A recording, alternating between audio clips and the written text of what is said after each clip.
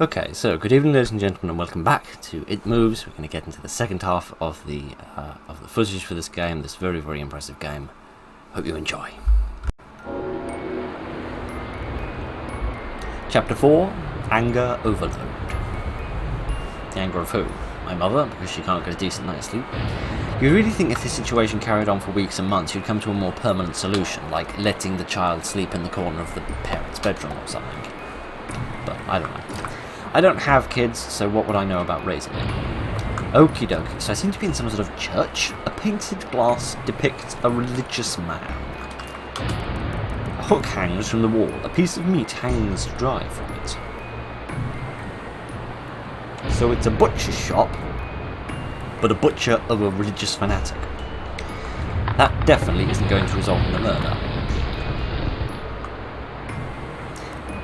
An earthquake. Okay. We seem to have an awful lot of various different things going on here, and none of them make a lot of sense. Okie dokie. So, let me scooch my way past here. What is this? Painted glass depicts a scene from the Bible. Does it? Because is that like a swan's head or something? At the very top where like the white curves around underneath that ring of red? Like a swan's head? I don't know. I can't make out what that is. It's an interesting image, but it's very weird. I do like how the light comes through the stained glass window, though. That's a very nice little touch, a very nice little feature. Ugh. Various jars with disgusting stuff inside. Yeah, I'm not even going to read the rest of these, because frankly it just looks like that organ storage section from that episode of Voyager. Another one. Yes, it's alright, I know. Ah! The swimming pool that all those butcherers church people have. A big pool, but I'd rather not use it. Why? Is that because of the big floating robot head in it? Kidsy aren't. Nice pool, as pools go. No. Okie dokie. Looks like a map. Yes, I think it is. I think it's a map of the world. Who's moaning? Can you not be doing that, please, Mr. Religious Fanatic? Very big-headed, literally, not metaphorically, pool enthusiast. Can you not be doing that, please? The picture depicts a couple of men standing in front of a car. I can't think of any particularly major historical event that involved men in cars, but never mind. Oh, hang on a minute. Hang on. Let's not even justify that with even addressing its existence. Okie dokie. So we've gone from being purely 2D to being slightly 3D, and now I seem to be stuck in this room.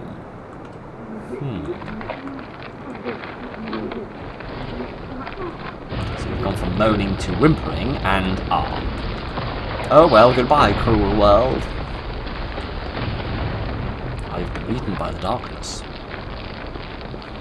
I do like that each nightmare, however, is significantly different from the previous one. I do like that there's quite a lot of variety in this. Ah, the mustachioed, bacon-faced, noodly-limbed, scar-eyed, googly-eyed baby faces. Yes, of course. Well, the reviews were right. It certainly doesn't use traditional horror tropes to creep you out. That much I can get behind. Giddy aunts. These babies already look like 6 months old, but they have the facial features of dictators and guerrilla fighters. And they've also stopped smacking their lips together as I pass, which I'm not exactly complaining about because I'm a little creeped out by that. But at least their eyes aren't tracking me. That's something to be grateful for. At least the ones that have got eyes, anyway.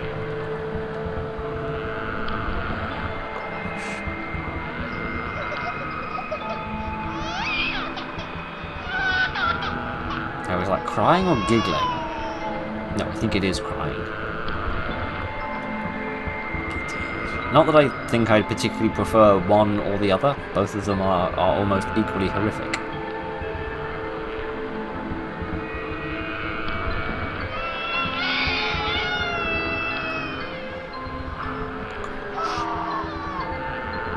So this religious fanatic butcher person seems to be also so much of a coward that he can't actually butcher real human beings. Adult human beings, so he has to pick on the weak of children. Okie dokie. I suppose we'll just have to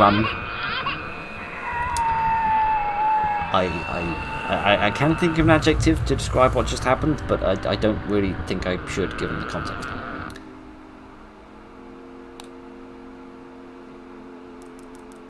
My greatest fear were realised in that winter. The days grew short, and the longer nights merely provided the wretch with more opportunities. It was a difficult time for my family. My grandmother, a wonderfully kind and gentle woman, had deteriorated greatly since the death of my grandfather. My mother was trying her best to keep her in the community as long as possible. However, dementia is a cruel and degenerative illness, robbing a person of their memories one day at a time. Soon she recognised none of us, and it became clear that she would need to be moved from her home to a nursing home. Before she could be moved, my grandmother had a particularly difficult few nights, and my mother decided she would stay with her. As much as I loved my grandmother and felt nothing but anguish for her illness, to this day I feel guilty that my first thoughts were not of her, but of what my nightly visitor might do should he become aware of my mother's absence. Her presence being one thing which I was sure would protect me from the full horror of that thing's reach. I rushed home from school that day and immediately wrenched the bedsheets and mattress from the lower bunk, removing all the slats and placing an old desk and a few drawers and some chairs which we kept in the cupboard where the bottom bunk used to be. I told my father I was making an office, which he said was adorable. But I would be damned if I gave that thing a place to sleep for one more night. As dawn was approached, I lay there, knowing my mother was not in the house, and I did not know what to do. My only impulse was to sneak into her jewellery box and take a small family crucifix, for which I had seen there before. While my family were not very religious at that age, I still believed in God and hoped that somehow this would protect me. Although fearful and anxious, while gripping the crucifix under my pillow tightly in one hand, sleep eventually came and I drifted off to dream. I hoped that I would awaken in the morning without incidents. Unfortunately, that night was the most terrifying of all.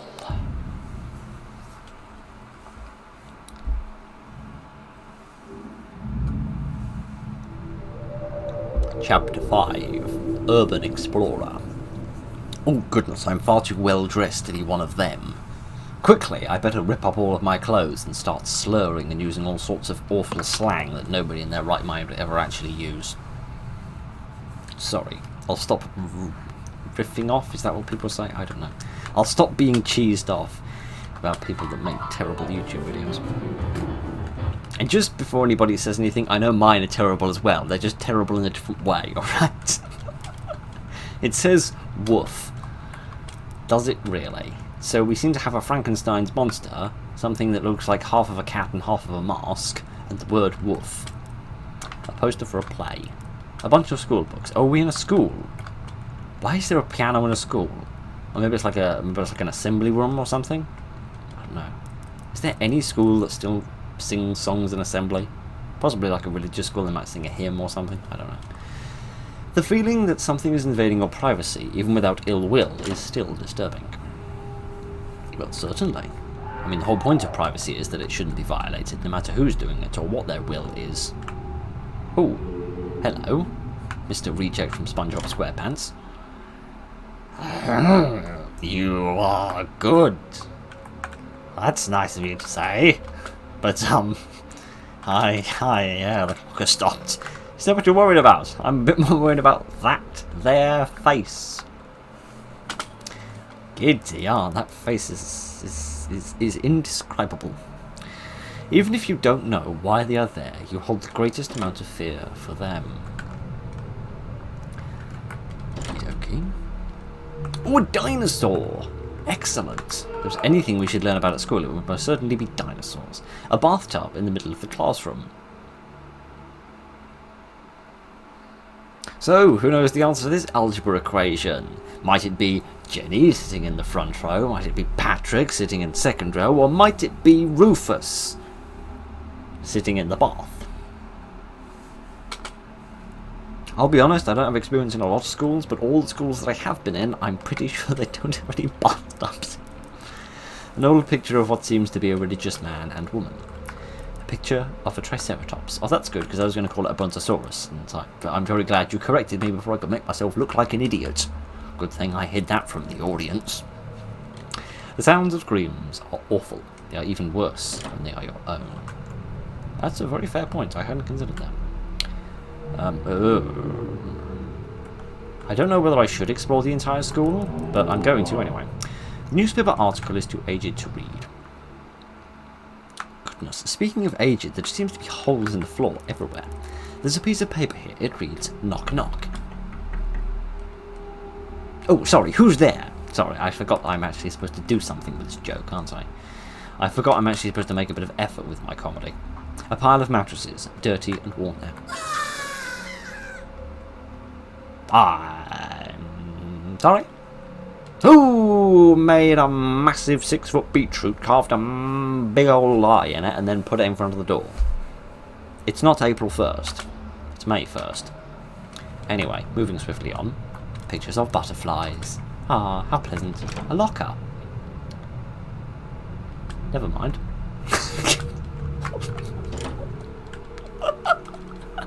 Oh wow, this game is doing a good job. I don't know if I'm finding it that creepy. It's telling an extremely good story. I don't know how creepy I'm finding it, but that might just be, you know, not a lot actually creeps me out. But so far I'm being very impressed. A writing desk with some school material on it. Okie dokie, is that all we've got in all of these? Or, yeah, presumably. What do we have here? Old television screens? Oh no, a filing cabinet, my mistake. Some more books. Looks like they would be hard to read. Yes, vast majority of books are. Particularly after you've spent years just playing video games and not actually reading any more books. But never mind the discrepancy or the depreciation of my literacy. Various school rules are printed here. Tentacles? Oh no, roots. Sorry. My brain is... What under the sun did I just see? And why do I want to go back in there? Oh gosh. It's a swordfish riding a buffalo. Why is a swordfish riding a buffalo? That's not a riddle, it's just like an existential question that I'm posing to myself because, frankly, at this point I don't know what else to do with my life. This is locked, I don't think I can get in here. I don't think I'm going to have access to these rooms, are they?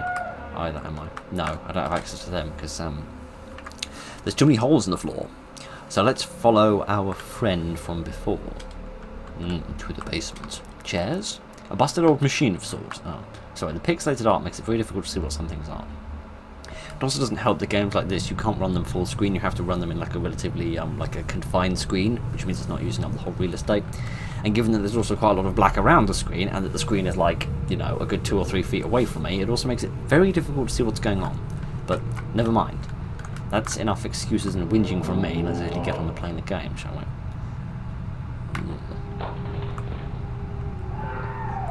What's with all of the, what's with the pulsating floor? Why does that need to be happening? I get the distinct impression I've already made some sort of fatally stupid and fatally incorrect decision about which way I'm going.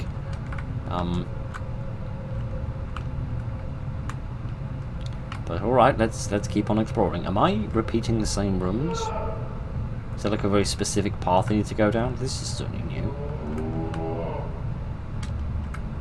What's groaning? Is it more of those swordfish buffalo riders?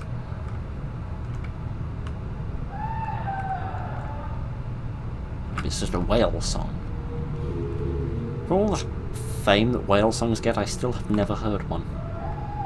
Again, I don't know why I bother telling you that, because that surely isn't very interesting, but, goodness, this corridor is long. It's like an escape path for a drug dealer out of a prison. An escape path for a drug dealer out of a prison, which, at the beginning of it, we took some drugs, I think. Right! What in all of Hades are you lot?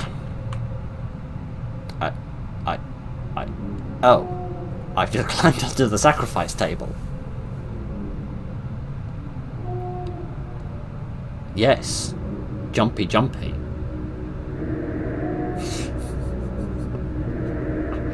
Am I about to get dissected? Alright guys, there's no need to crowd around quite so much, you know. There's oh gosh. Which reminds me of anatomy classes in medical schools, actually. We have all the students crowding around a tiny desk as they dissect some poor folk. Which I think, in this case, is me.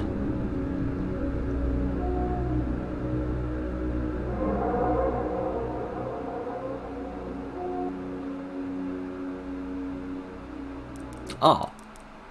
You're awfully quiet nowadays. Is something wrong? So let me see. For the last couple of months, your wife, my mother, has had to leave your bed and sleep in the bottom bunk of my bed because I've been having horrible nightmares. I can't possibly imagine why there might be anything wrong with me. Nothing. Are you sure? Is something wrong with your new room? Are you lonely without your brother? No. Alright then. Again, stellar parenting from this guy. Stellar interrogative skills. He clearly doesn't work for the FBI. Never mind. I woke gradually. The room was once again dark. As my eyes adjusted, I could gradually make out the window and the door, and the walls, some toys on a shelf, and even to this day I shudder to think of it, for there was no noise. No rustling of sheets, no movement at all. The room felt lifeless. Lifeless, yet not empty. The nightly visitor, that unwelcome, wheezing, hate-filled thing which had terrorized me night after night, was not in the bottom bunk of my bed. I opened my mouth to scream, but nothing came out. Utter terror had shaken the very sound from my voice. I lay motionless. If I could not scream, I did not want to let it know what I was saying. I had not yet seen it. I could only feel it. It was obscured under my blanket. I could see its outline. I could feel its presence, but I dare not look. I dare not look at the connotations of the misinterpretations of these sentences, but never mind. The weight of it pressed down on top of me, a sensation I will never forget. When I say that hours passed, I did not exaggerate. Laying there motionless in the darkness, it was every bit as scared and frightened young boy. If it had been during the summer months, it would have been light by then, but the grasp of winter was long and unrelenting, and I knew it would be hours before sunrise, a sunrise which I yearned for. I was a timid child by nature, but I reached a breaking point, a moment where I could wait no more, where I could survive under this intimately deviant abomination no longer. A fear sometimes wear you out, make you threadbare, shell of nerves, leaving only the shortest trace of you behind. I had to get out of that bed. Then I remembered the crucifix. My hand still lay underneath my pillow, but it was empty. I slowly moved my wrist around to find it, minimizing as best I could the sound and vibrations caused, but it could not be found. I had either knocked it off the top of my bunk, or it had, I could not even bear to think, been taken from my hand. Without the crucifix, I lost any sense of hope. Even at such a young age, you can be acutely aware of what death is and intensely frightened of it. I knew I was going to die in that bed if I lay there, dormant, passive, doing nothing. I had to leave that room behind, but how? Should I leap from the bed and hope that I make it to the door? What if it is faster than me? Or should I slowly slip out of the top bunk, hoping not to disturb my uncanny bedfellow? Realizing that it had not stirred when I moved, trying to find the crucifix, I began to have the strangest of thoughts. Oh. You're not going to let me in on them? Chapter 6. The Abyss.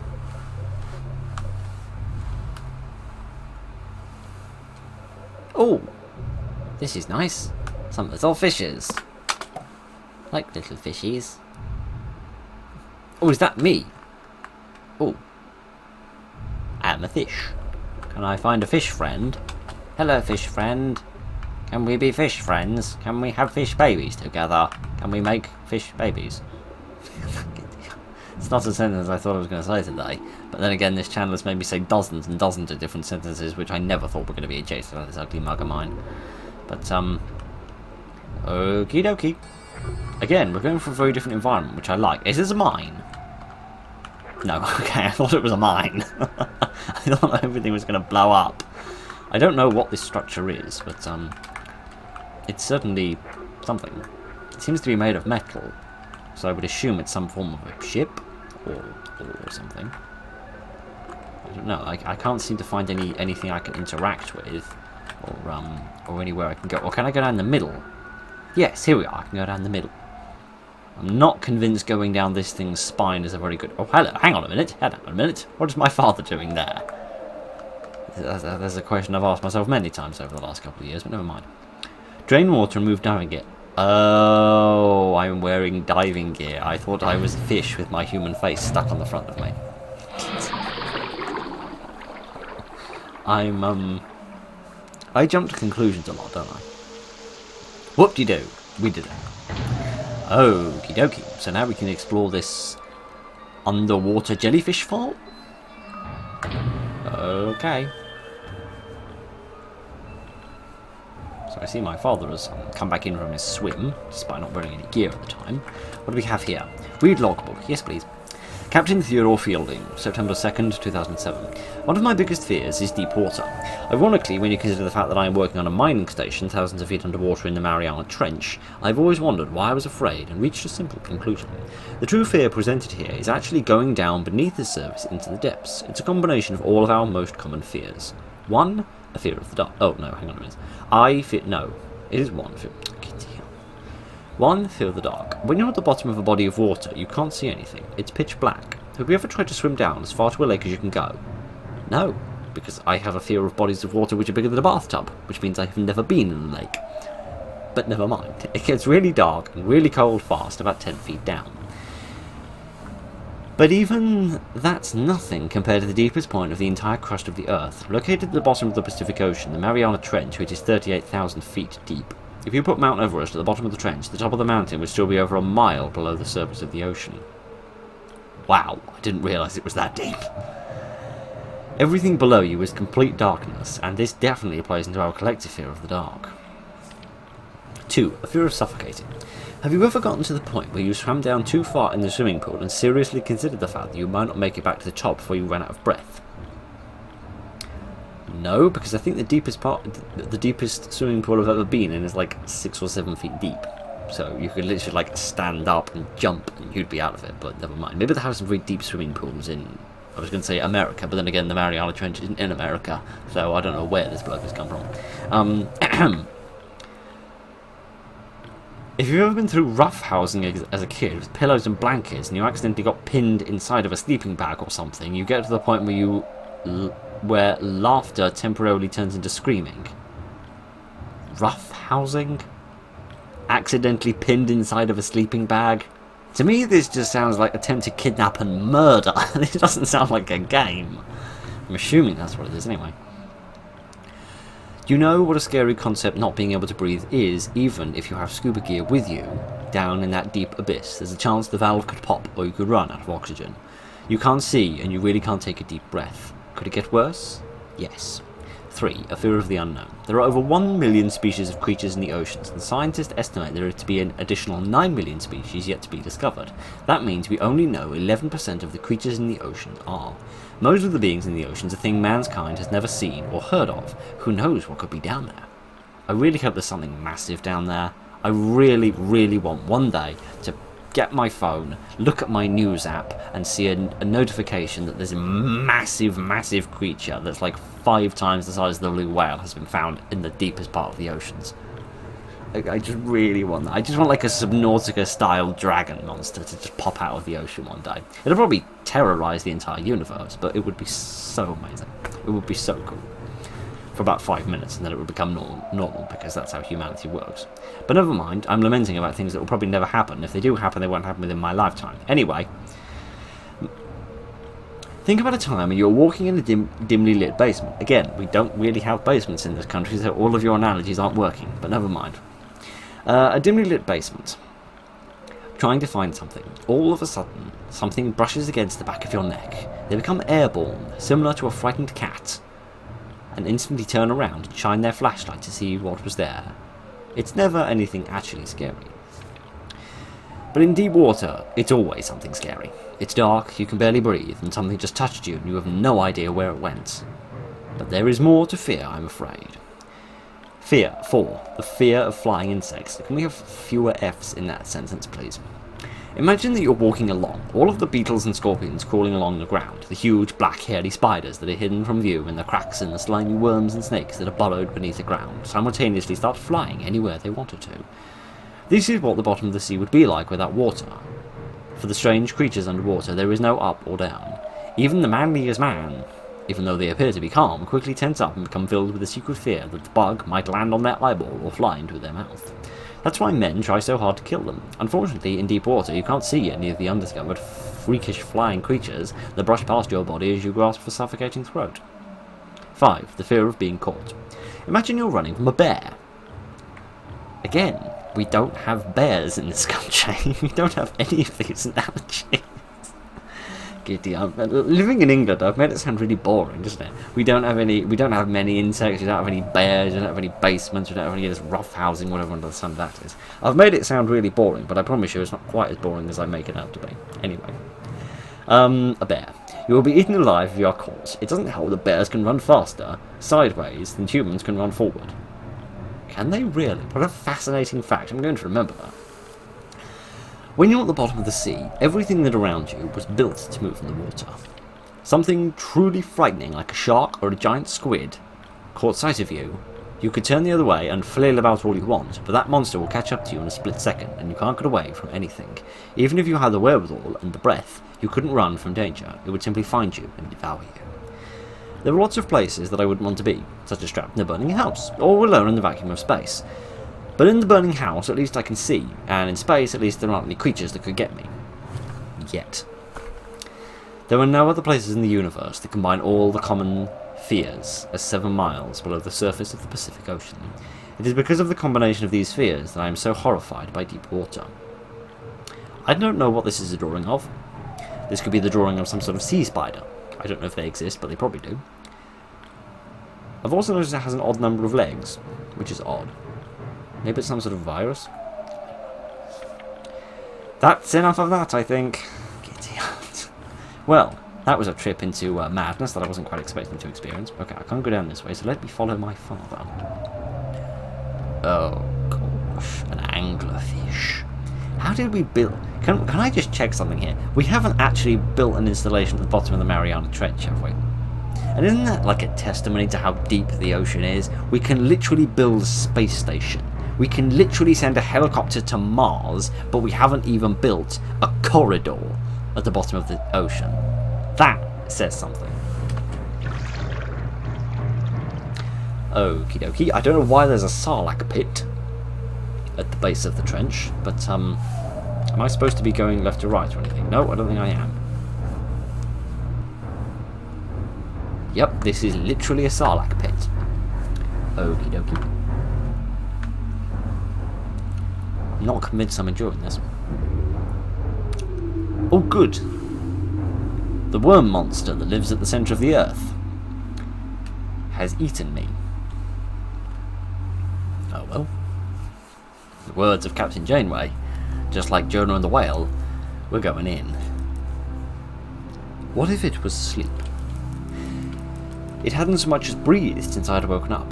Perhaps it was resting, believing that it had finally got me, that I was finally in its grasp.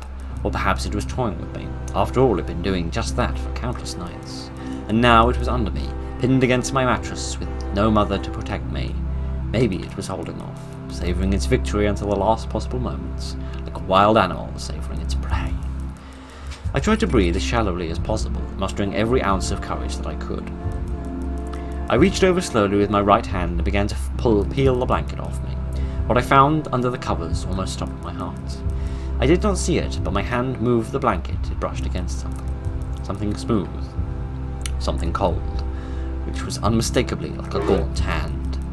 I held my breath in terror as I was sure it must now know that I was awake. But nothing. It did not stir. It felt dead.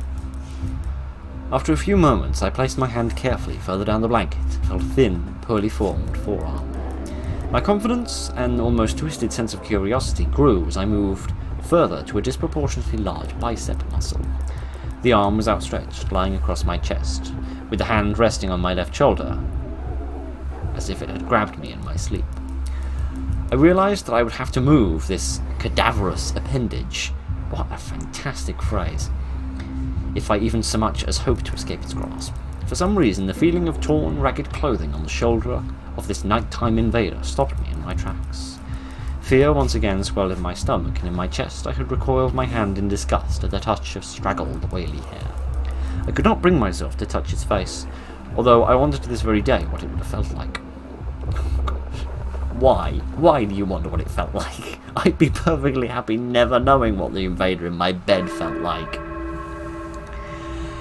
Chapter 7. Hostia? Hostia?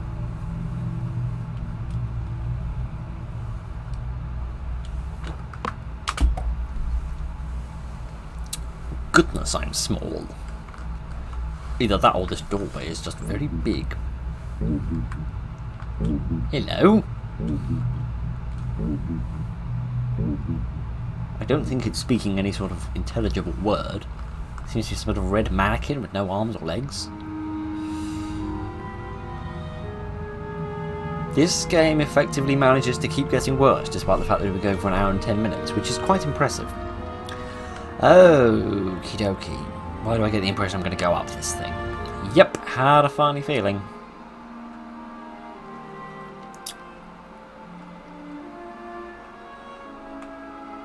I don't know if any words are going through your brain at the moment, but the one that's going through mine is sperm. I bet the people on the other side of the wall loved hearing that sentence and wondering what the hell it is I'm looking at on this screen. Anywho, any hoodly doodly. The last enemy that shall be destroyed is death. Oh, gosh. Alright, mate, nothing's that funny. Nothing's that funny when you're that ugly. Okie dokie. So, is that some sort of reference to like this ancient trope in storytelling where, you know, you can have like a really powerful person, but even they can't defeat death? Apart from all the ones in stories that do. What am I looking at? Actually, don't answer that question. I really don't want to know. It's like a machine out of auction not included, only it's made out of people. And intestines, and eyeballs, and faces. And worse. Okay. So I think it's like the system we had in the school, whereby I went into different rooms and then I was given a bit of verbal story. This time I'm given a bit of visual story. No? Nothing to say? Oh. At a crossroads in life, what does one do? Stand at the crossroads if you will, but if you do not choose, I'll move on without you. And having once chosen, never to seek to return to the crossroads of that decision. For even if one chooses wrongly, the choice cannot be unmade. Gosh. I don't even know. I don't know what's... Oh, hello again. Hello, little friend. I can't seem to interact with you. Yeah, you guys definitely don't want me going this way, do you? So, up and down don't seem to be the correct decisions. Is this the crossroads you were talking about? Because I don't actually seem to have a decision I can make here. Are you trying to tell me that I could go back? Is that the decision I have to make? Do I go back, or do I don't know. I don't actually think I can go any of these directions, so I think going back is my only alternative. Ah. Power cables. The natural extension of all of this insanity is power cables. What's with the music? Why am I suddenly thinking of the Metroid games? Maybe it was just a massive jellyfish from earlier. Can I, No, I can't. Can I, No, I can't. Okay. I don't think I can do anything at this point. I think I just have to sit here and let the inevitable happen.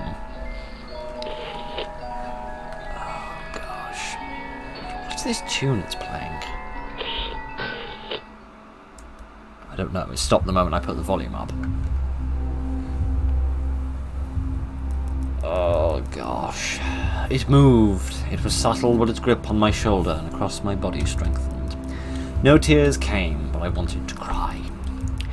As its hands and arms slowly coiled around me, my left leg brunched against the cool wall which my bed lay against. Of all that happened to me in that room, this was the strangest.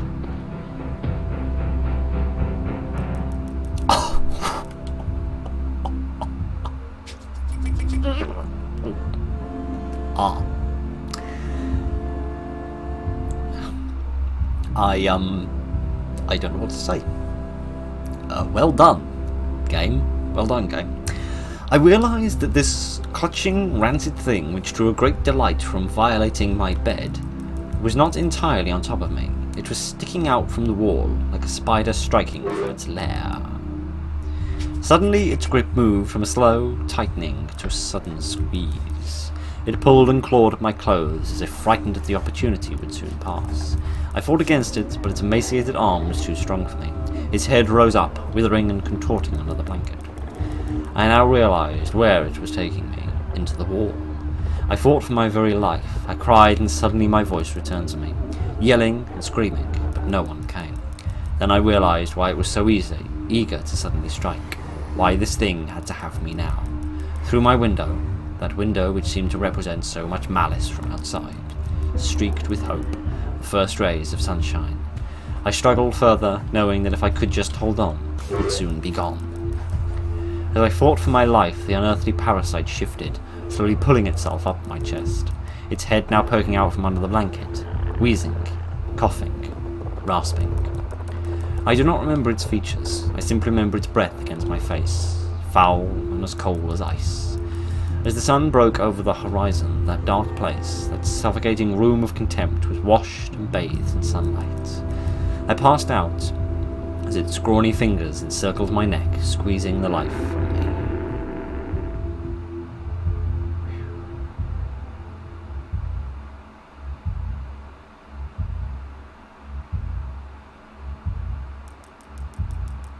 I woke to my father offering to make me some breakfast, a wonderful sight indeed. I had survived the most horrible experience of my life until then, and now I moved the bed away from the wall, leaving behind the furniture which I hoped would stop that thing from taking a bed. Little did I think that would try and take mine and me. Weeks passed without incident, yet on one cold, frostbitten night I awoke to the sound of the furniture where the bunk beds used to be, vibrating violently. I lay there, sure I could hear a distant wheezing coming from deeper than the wall, finally fading into the distance. The following year I was given a larger room on the other side of the house, and my parents took over that room as their bedroom. They said they didn't need a larger room, just one big enough for a bed and a few things. They lasted 10 days. We moved on the 11th.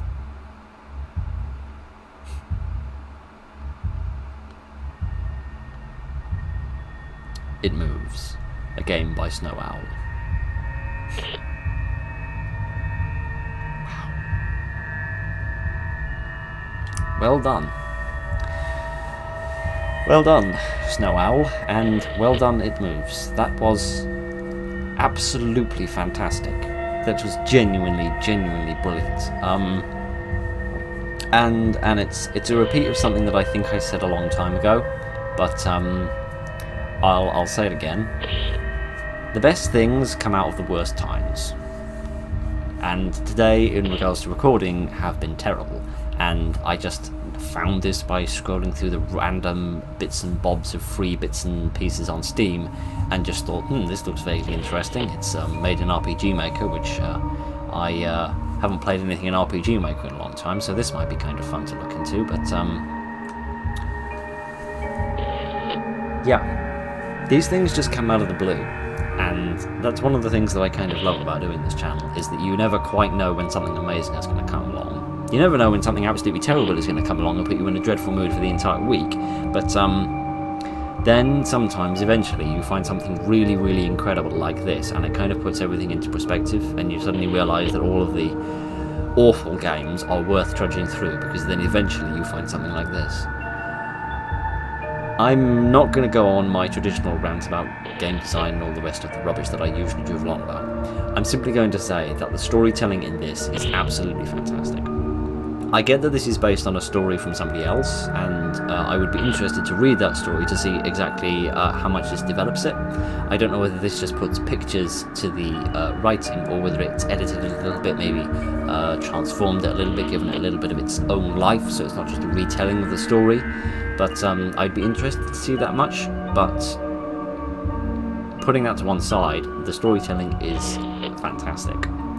I mean, this is on a par with Crux Games levels of storytelling. This is genuinely at the very top of the quality I've ever seen when it comes to this kind of thing. So this is genuinely fantastic, and I have absolutely no words to describe it. So thank you to everyone who was involved in the production of this, because this has been an absolutely fantastic experience. I've enjoyed it very much. I'm not going to enjoy getting rid of this hoarse voice that I've developed by talking for an hour and 20 minutes non-stop, but this has been brilliant. I've enjoyed this so much. I hope you've enjoyed it as well. Thank you very much for joining me this evening, ladies and gentlemen. Look after each other, and good night.